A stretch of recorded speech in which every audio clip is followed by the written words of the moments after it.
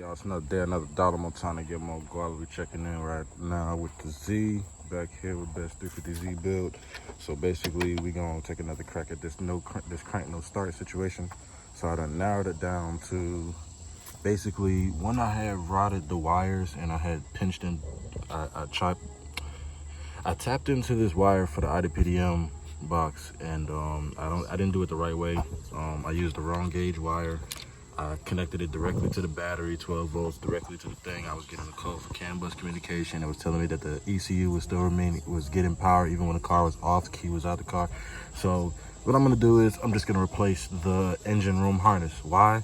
There's no videos on YouTube with people doing that. So exactly what I'm gonna do. Vibrations higher than the subwoofer at a concert. Probably couldn't walk in my shoe, I bet it's gon' hurt. Chuck Taylor, Converse, them boys say they won't work. Put them in position and they won't work.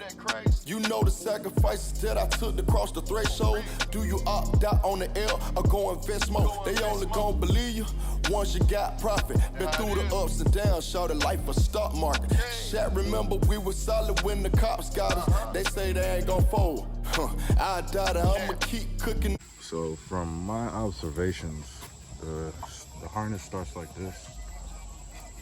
It starts, well, technically, the harness starts in the front. You see that right there, that right there, that's on the ground. It's already kind of unbolted or whatever, not plugged in and none. That's where the harness starts from, and it comes up and goes right here. It goes right here. It goes down under the battery tray. It's the female version of the wire harness that plugs into these little 3 connectors right here. And then it cuts through behind, right between this firewall, right through the wall. It goes straight through, all the way around. A piece of it goes through the firewall, goes into the actual interior of the car, and then the rest of it kind of comes down. I don't know if you can see it, but here's where it ends off. It comes through this thing right here, grounds off right there, goes down, and then into the front just like that. So you're gonna be trying to figure out exactly how to take this off. Step by step, we're gonna throw it out there. So the first trick of the book is to remove the hood to allow you more space, because like I said, you're gonna have to get right in between that little area right there. As you can see, right there. I'm gonna have to get in between there. Now that you got the hood off, the next trick of the matter is to remove this entire interior piece, whatever this is called. You know I don't know the schematics and shit. That's what you gotta take off. So apparently you gotta take off the wiper blade, and I don't know how to do this, so he's about to show me.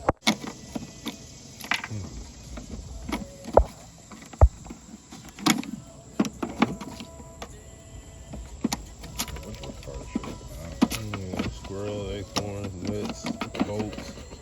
Shit.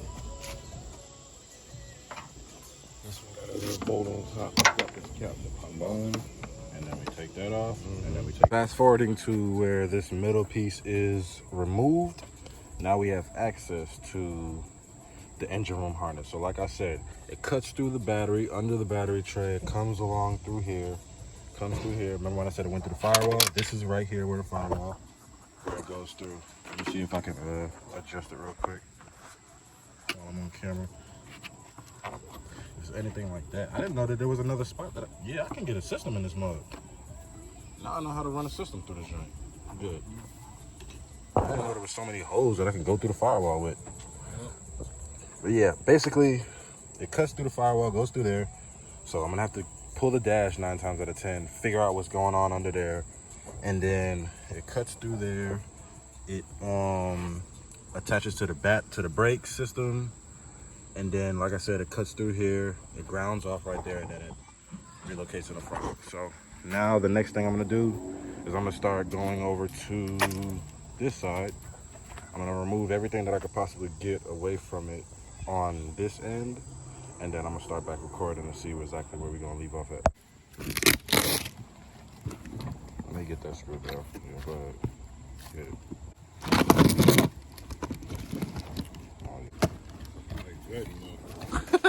Hopefully. That's like the whole wire. Nah, I come with that thing right there, that fuse box right there. because that's in tune with it. Oh my Lord, hold this hot. Oh my goodness. Okay. This is right here. It's my swag. This is what goes inside the car. So this is. I mean, not all the way though, because this right here goes to the battery. I mean, not to the battery, to the brake, to the brake. Okay. This goes to the brake. I don't know what these plug into. We're gonna find out today. And then those go. Oh wow. Yeah, these go inside the under the car, because this plug into the brake. This one of these plug into the clutch. So that's what you've been needing those. I guess so. 2003 Nissan 350Z engine room harness. So this is the new product, new to me. And then we go splash. So after some complications later, getting the battery tray out is a must, because as you can see, the engine room harness is right there. Now, something that I learned, fun fact, the engine room harness, the engine harness connects to the engine room harness in two places so far that I've noticed. One is right here off of this positive terminal, and then the other one is these three connections right here. Like I said, the female side, not the male side.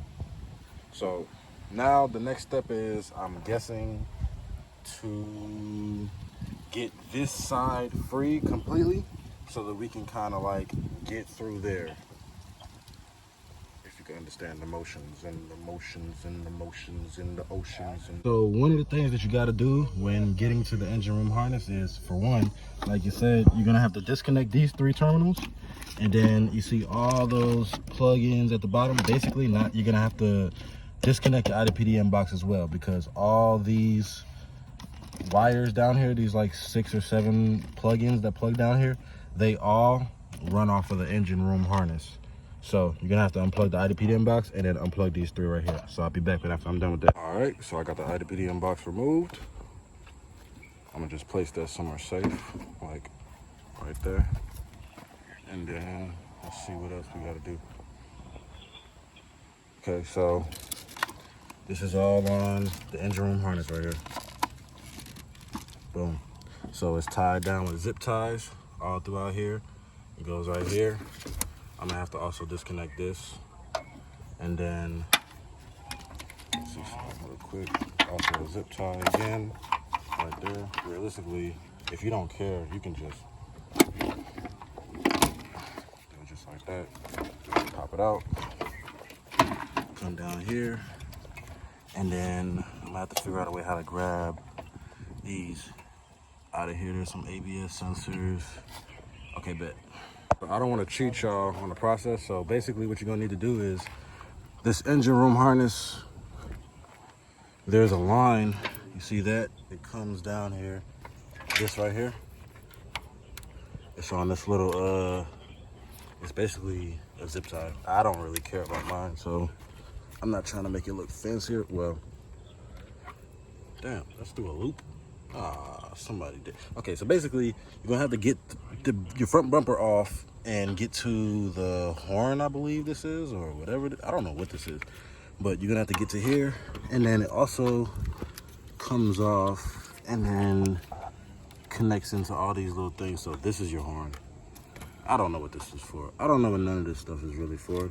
All I know is it's all connected to the...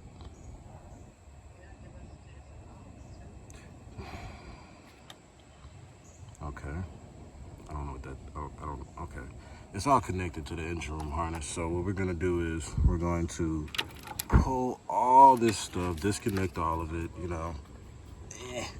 I can't do it with one hand, but basically that's what you got to do. Remove the front bumper, get to all this stuff right here, and then once you get all that stuff off, and I don't know what this is for. I have an automatic, and it came with it. I guess it's like a hood sensor or something like that. It's like, it goes like this. I just unbolted mine because I couldn't figure out how to unplug it until I seen that little tab down there. So it's actually a push tab. So realistically, when you got it like this, all you gotta do is come from under it like this, and you'll be able to hit the tab. and pull it out.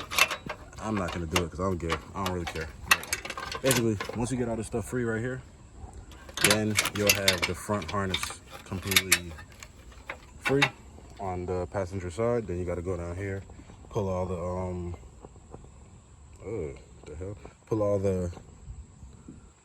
It's just so much stuff inside. I'm about to get the vacuum. This is crazy. All right, you can pull. Okay. You pull all this zip ties, pop them out or whatever, and then we move on to there. But half the work is completed. Let's get it. So basically, once you get all the front mumbo jumbo discombobulated, you pull it out from this little hole right here. I'm assuming that well, I guess if you had your headlights there, it still wouldn't get in the way. So you can just pull it right straight out through here where the power steering reservoir is, and then it should look like this. And then look, you do it one by one, so you visualize it in your head exactly where it goes. Well, yeah, I didn't record it, so yeah, do it one by one so you visualize where they go back. And it's pretty much self-explanatory. Like, these right here go to the horn, you just pull them off. Ain't nothing, well, this one was a little bit weird. I still don't even understand how to really pull this off, but if I pulled it off, I'm pretty sure y'all can figure it out. Yeah. And then, all this stuff right here goes to stuff that I don't know about, so we just gonna forget about that. And then we're gonna come up here and then, the fuse, the fuse box thingamajiggy, all these little things that I was telling you to plug into the IDPDM box, then you just pop that off. You just pop it out, it just pops right off, right? And then what I'm doing right now is just get them little zip tie thingamabobbities popped up for the harness. So after I'm done with that, I'm gonna come back. It's kind of hot, so I'm not holding this phone on my order. Don't forget, my dumb ass almost forgot it twice. Because the first time, that's why I started recording, so I could tell y'all. There's a ground right here, a little itty bitty little ground on the back. Look at the car. Look at the car. Walk up to it. Now look down. There's a ground right here. Don't rip that out. I mean, I guess it don't matter if you're replacing it, but just understand that there's a ground right here. Remove it. And then everything on the passenger side will be free. All right, so this is a totally different day, but I did manage to fully remove the engine room harness from the Z, as you can see, and then I didn't remove any of my AC lines. One, I didn't have the proper tool to do it. Two, it just didn't feel like being bothered with it. So I'm gonna go over a couple of things that you're gonna have to do when you get to the inside. So unfortunately,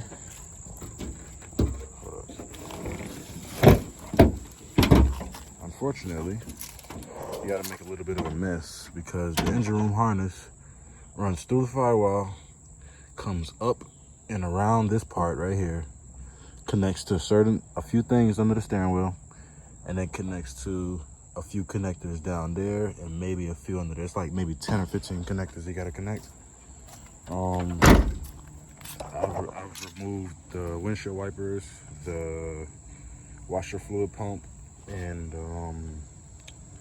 that's pretty much all I had to remove. I didn't have to move any of the brake lines or anything like that because they was in the way, but I managed to pull it through. So what I did was I pulled the harness from this side straight through the firewall that way, and I ain't gonna lie to y'all, it was hell trying to get that down this part,